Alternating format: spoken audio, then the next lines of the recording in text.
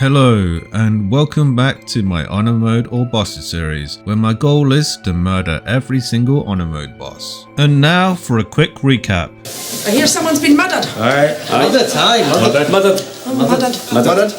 To start off my journey through these Shadow Cursed lands, I'm gonna avoid combat for now. So instead of running headfirst into the shadows, I'm just gonna go off to the left here, and if I equip the Ring of Jumping and Mrs. Grace, I can buff my jump and featherfall, and I'm just gonna jump my way straight to Last Light Inn. And once I'm inside Last Light Inn, it's time to speak with the traders, starting with Mattis. I don't need to buy anything from them, but if I pass some persuasion checks, I can get the tower-shaped key from them for free. Next up, I'm going to go speak to Barkus and buy the Gloves of the Automaton, the Ring of Geniality, and the Acrobat Shoes. From Tally outside in the tent, I like to buy the Mighty Cloth, the Shade Klinger Armor, the Cloak of Protection, the Amulet of the Harpers, and the Gloves of the Balanced Hands. And then making sure I've got my Astral Knowledge Wisdom buffed, guidance, and a potion to speak with animals, and then going to walk towards the ox. And then after passing the insight check, I'm going to talk with it. I can then pass a persuasion check for the ox to tell me more, and then I can tell it I'm a kindred spirit because we're Dark Urge, and then I get to also show them our brutality and kill the ox via dialogue, which then lets me loot it for the shapeshifter's boom ring. Afterwards, I'm going to speak with Damon, and if I tell him I have some infernal iron from Grimforge, I can use that to get all 3 pieces of the flawed Helldust armor. I'm then going to buy the Darkfire shortbow from him because it's easily one of the most important pieces of gear that you can get in a level 1 run. Since I have all I need right now, I'm going to head back out into the Shadow Curse, and if I hop into this barn just before we meet the Dryder, I can loot the Hammergrim Mist Amulet from this chest. Between my special rogue dialogue, the Ring of Geniality, the Illithid Persuasion, and guidance, passing the dialogue checks is no problem whatsoever. And with the lantern left behind, I'm going to free the Pixie. With the Pixie's protection,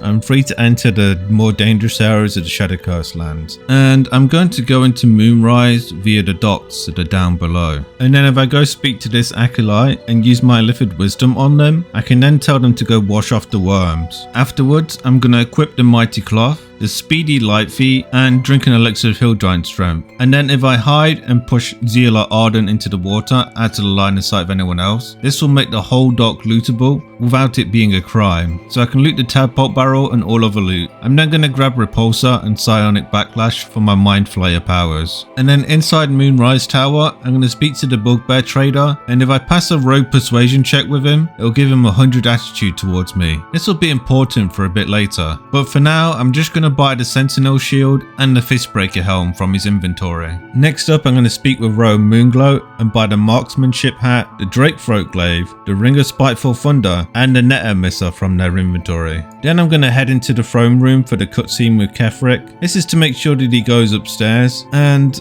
there was a weird bug with the goblins where they just wouldn't die via dialogue and it would just end automatically. This has been fixed, but I thought it was kind of funny, so I left it in. Then finally, I'm going to speak to Araj with Astarion in my party. I didn't really need the strength potion, but I couldn't turn down the opportunity to throw in some more Astarion first clips into the video. After all, who could resist such a delectable neck?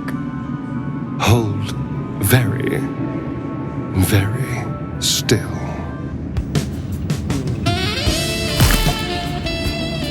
Incredible. Incredible.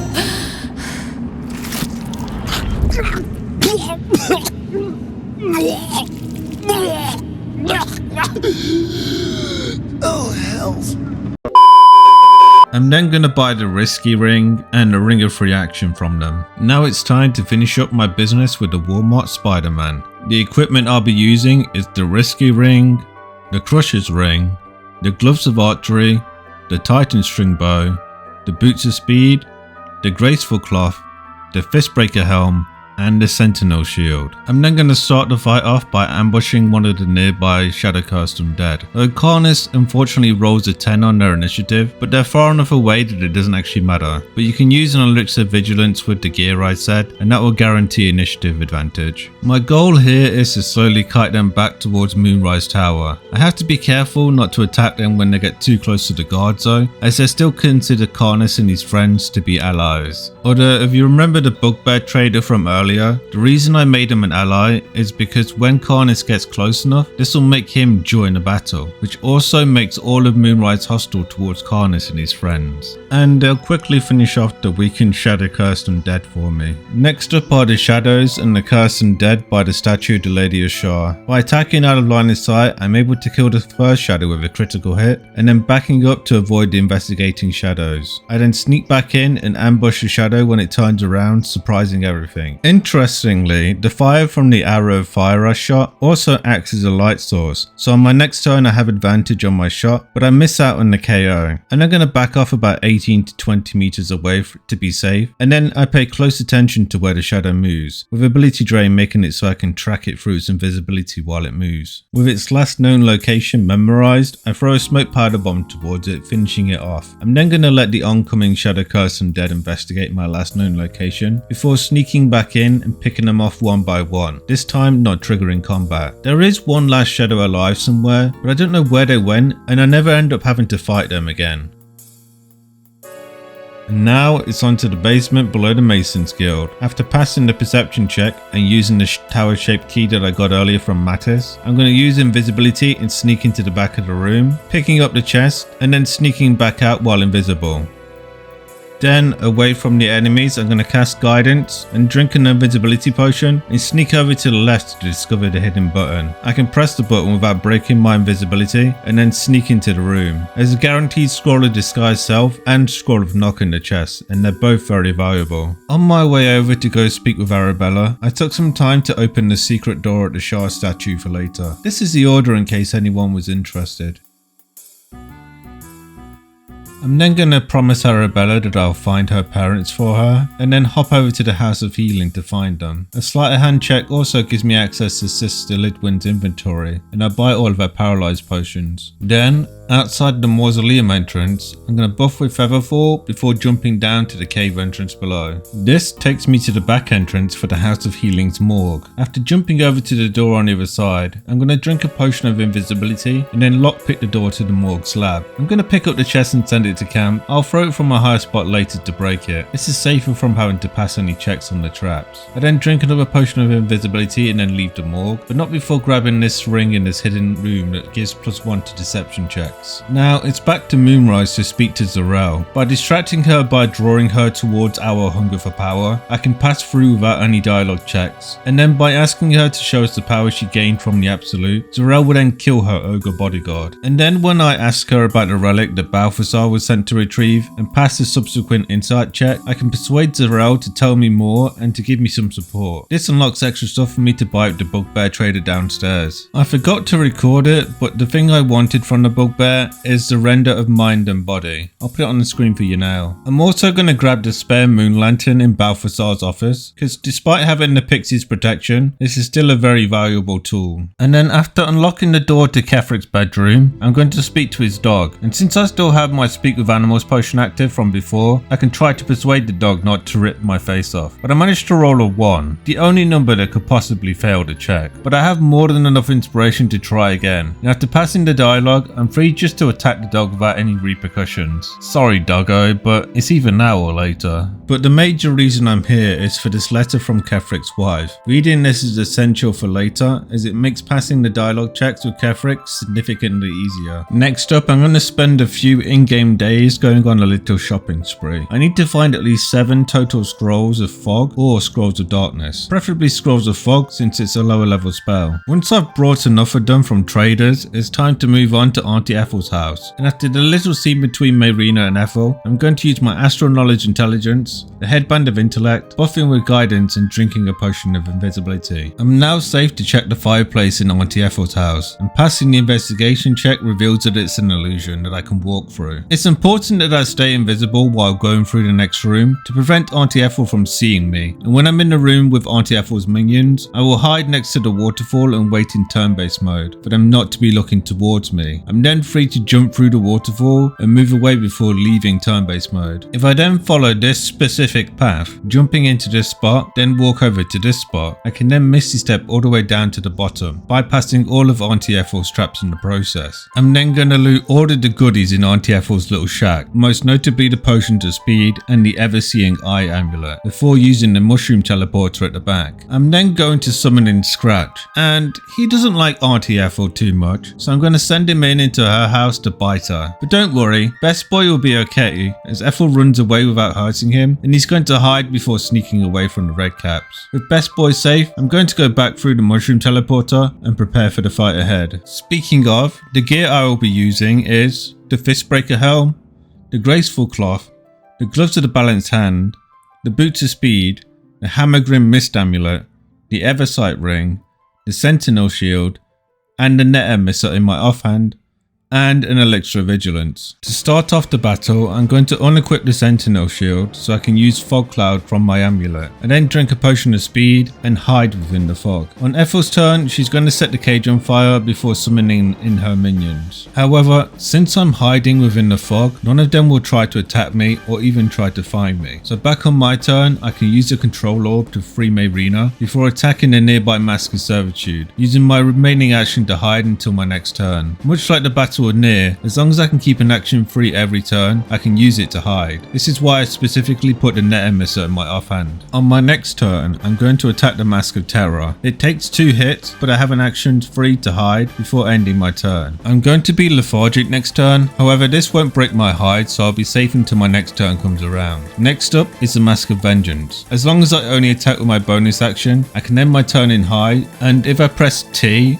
over my fog cloud, I can see how many turns are left on it. When the Mask of Vengeance goes down, I'm going to spend the next few turns taking out any Ethel clones that I can reach. Then, when my fog is about to go, I'm going to drink another potion of speed and summon another fog cloud that's closer to the final mask. But I can't attack just yet, so I need to hide and wait for my next turn. Unfortunately though, I missed with my next attack, but I make up for it by landing my next one. And when my next turn comes around, I'm going to be lethargic again. So after I missed yet another shot on the aptly named Mask of Regret, I tried to take out a clone, but I missed that too. But when my next turn finally comes back around again, I'm able to take out the Mask of Regret. I'm then free to spend my next couple of turns trying to take out some of the clones, but when I try to take out one of the 2 final remaining clones, I miss both my shots. So when my fog only has 1 turn remaining, I drink another potion of speed and put myself up on the high ground, and then use a Scroll of Fog again. Surprisingly though, Ethel didn't use her legendary action, but I'll take whatever small victories I can get. On my next turn, I'm able to take out the nearby clone with my bonus action, so I can throw an Alchemist Fire to take out the final clone. After all her clones are gone, Ethel then pretends to be Mayrina, but you can tell which one is which because even though Ethel can change her appearance, she can't change her level and she will still be level 5. I also get rather fortunate as Ethel puts herself close enough to me that I don't get disadvantage on my shots, so I'm able to spend the remainder of my fog cloud time getting sneak attacks on her. And when I run out of scrolls of fog, I'm forced to use a Scroll of Darkness instead. And another weird thing happens, as Auntie Ethel only makes 1 clone. She should make 2 since it's a level 2 spell, but again, I'm not going to complain. And it does cost me both my bonus action and my action on my next turn to take out the nearby clone. But on my next turn, I'm able to get Ethel below half health, so when I pass my turn over to her, she then uses Coven of Hags. This is similar to the move she used earlier in the fight to summon in clones, except this one makes her invisible too. But annoyingly, nearly all of her clones go before her in the initiative order, so I have to spend the next few turn prioritizing any nearby clones, since if I want to take the Hag's deal, I need to be able to survive until her turn. With all the nearby clones gone and the timer on my darkness running out, I get off a bit of chip damage on Ethel, and I'm able to stay in hide when I next cast my darkness, which saves me having to use another potion of speed. I'm not really sure why this happens sometimes, but if it saves me a potion of speed, again, I'm really not going to complain. And after I take out one of the nearby clones,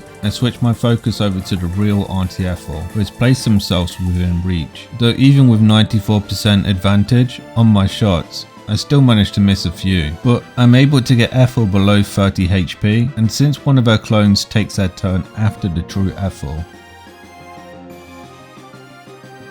I can use my action to throw an alchemist fire at the other clone and then step out of the darkness. This will then end the battle on Ethel's turn and she offers me her deal, and I'm able to intimidate her into giving me the hair and letting Marina go, with it only costing me 1 inspiration point, which I'm going to be getting the +1 to dexterity, bringing my total dex up to 20 while I have the graceful cloth equipped. And back outside in the swamp, I'm going to steal Marina's husband. You bastard! Give him back! Then I'm going to hop on over to the Last Light Inn and buy the incandescent staff from Tally before heading back to the gnolls in the cave. For this fight, the important equipment I'll be using is the Headband of Intellect, the Graceful Cloth, the Fleet Fingers, the Boots of Speed, the Amulet of Misty Step, the Risky Ring, Crusher's Ring, the Incandescent Staff, the Bow of Awareness, and an Elixir of Vigilance. To start off the battle, I'm going to wait until the gnolls are grouped together, and then I'm going to lock them in place with turn-based mode and use Fireball from the Incandescent Staff. This kills half of the gnolls in one go. I'm then going to break my invisibility and break line of sight on the remaining gnolls. They group up together at the entrance of the cave, and on my next turn I'm able to kill 3 of the 4 remaining, leaving me in a 1v1 against Flynn. So I'm going to put myself here to break line of sight, and then I'm going to break my own invisibility again to stay in combat. I really should have just taken this off, but you never really know when invisibility can save your run. I spent a turn swapping on my Club of Hill Giant Strength for the extra jumping distance, but on my next turn I ended up going too far, which put me out of combat. But this gives me an opportunity to swap on my Fistbreaker Helm, Gloves of Archery, and the Titan String Bow. So I'm going to re-engage as before, hitting Flynn and then backing off to break line of sight. And when Flynn comes in close, I'm going to hit her with an arrow of fire and back off behind this terrain. In case you didn't know, the Titan String Bow also adds its strength modifier to elemental damage from arrows. So on my next turn I'm going to use an arrow of lightning, and then I'm going to get as close as I can to the rock. This will make it so Flint has to dash on their turn, and then on my turn I can hit them with an arrow of fire, and then I'm going to hug the other side of the rock. I rolled a 1 on my next arrow of lightning, but somehow it still did 10 damage. So I decided to Misty Step away and use this rock here to break line of sight. And then when Flint comes in closer, I'm able to finish her off. With the tadpole from Flint, I decided to get displaced, but it really doesn't matter at this point. I'm only using them to power up Cold all week.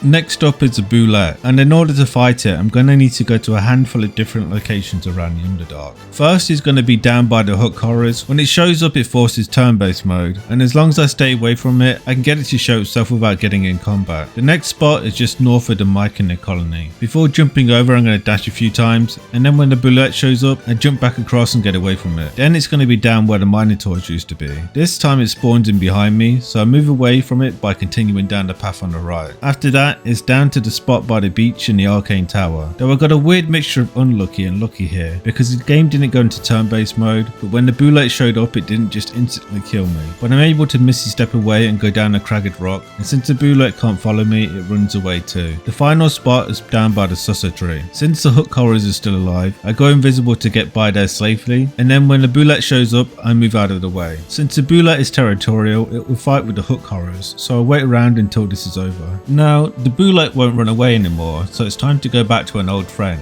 Sovereign Gluck, or more precisely, their little mushroom Minotaur. With this little guy I can go down to the Boulette and I'm free to attack them over and over again. Yeah, I know this isn't exactly the type of fight you were hoping for, but with the Boulette being resistant to all physical damage and then nullifying any damage below 15, I don't even know how I could possibly kill it, outside of getting ridiculously lucky by finding high damaging scrolls. The Boulette can also in theory move up to 30 meters a turn between its dash and deadly leap ability, or it could deadly leap, move 3 meters and use its corrosive phlegm, giving itself 35 meters of effective range on its damage. Either way, making it practically impossible to kite. Even with this Minotaur hitting it for free, you can still see how ridiculously hard it is to actually damage the Boulette. But this will be the last time I use this exploit, as when the Boulette is dead, I bring Gluck down and use their revitalizing spores on the Boulette. Then I'm going to take the huge mushroom Boulette up to the Selûnite outpost, where I'm going to force a spectator to show up by attacking the petrified drow from up here, and then I'm going to move away after the surprise ends and move the Boulette in, which actually turns out to be a lot harder than you might think given the Boulette's huge hitbox I had to move it all the way around the side like this. And that also came to bite it in its arse because it's made maneuvering around the battlefield practically impossible. And once the spectator was able to paralyze it, it could fly away into a spot it couldn't be reached, resulting in the boulette slowly getting taken out by the spectator and the charmed drow. Next up was one of the minotaurs that the ogres had killed earlier. These ones can actually get into combat, but between all the charmed drow and the spectator's damage, it didn't last too long. So this time I decided to break the charm on the drows by tossing in some alchemist fires. To make sure I don't lose the run and glut right now, I make both of us invisible when I end up in the fight accidentally. But even when the advantage is in its favour, the minotaur still gets absolutely obliterated. I was scratching my head trying to find a solution to this seemingly impossible situation I'd landed myself in. With the glitch minotaur being unusable, I thought I'd ruined the entire run. The spectator is a boss and it has a legendary action, so by the rules it needs to die. And then I had an epiphany. What if, instead of bringing Glut to the corpse I need to reanimate, what if I brought the corpse to Glut? But what could be strong enough to defeat the spectator, but also not weigh too much that I can pick it up? And the answer to all my problems was Flind. I'm not sure if this was a dev oversight, but Mushroom Flind has access to all her normal race and weapon skills, while also being able to throw, shove, dip, and even hide, despite not even having a hide animation. So instead they do this funny slide instead. But it having hide is actually going to be really important, because after I get into combat I'm going to use Seething Fury and then dash away. The spectator tries to get in close but can't get close enough, so on Flint's turn I'm going to go into hide and jump away. But despite being able to actually fly up if it wants to, the AI is kind of dumb and instead it just skips its turn and doing nothing. This gives me an opportunity to wait out the remaining turns on Flynn's Seething Fury to get access to the multi-attacks, while I sneak back towards the spectator. Then, when I can get in close, I use Flynn's Fail of Paralysis and activate the Frenzied Fury. I should have activated it earlier, but this is literally my first time ever doing this, so it was kind of a learning curve. On the spectator's turn, it's able to get a bit of damage off, but back on Flynn's turn, I learned that I can do all of its special attacks in one combo, doing a huge chunk of damage to the spectator, and Flynn can also eat nearby corpses every turn for a heal. The spectator does a little bit more damage on its turn, but Flynn's stats mean she's able to save on most of its attacks, and she has high accuracy versus the spectator, letting her multi-attack do a lot of damage every turn. The spectator is finally able to paralyze Flynn though, and I thought the fight was over, but she gets a clutch save at the end of her turn, and after some more clutch saves on the spectator's turn,